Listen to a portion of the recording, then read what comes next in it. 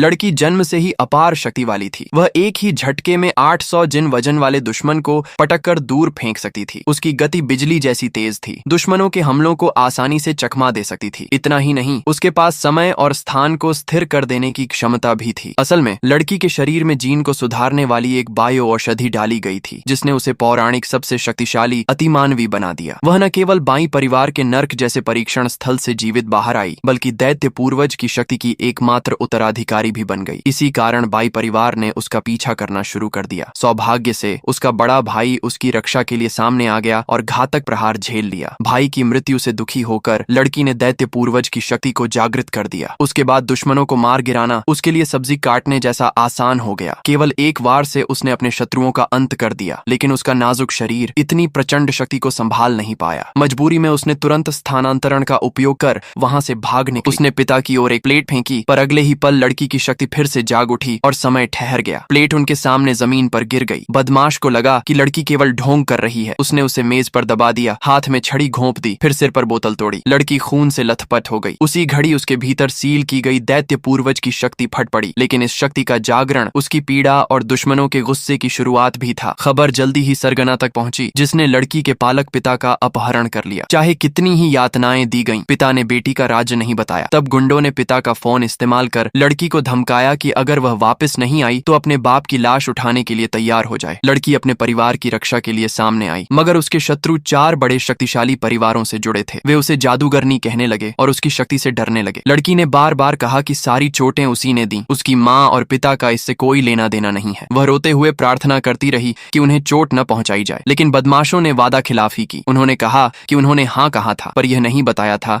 कि जिंदा छोड़ेंगे या मुर्दा बना देंगे। स्थिति बेहद खतरनाक हो गई। तभी उसके भीतर की दैत्य शक्ति पूरी तरह जागृत हो गई। एक आवाज गूंजी कि दैत्य पूर्वज कौन है? वही मैं हूँ और वही तुम भी हो। हम एक ही हैं। अब उसका असली युद्ध शुरू होने वाला था।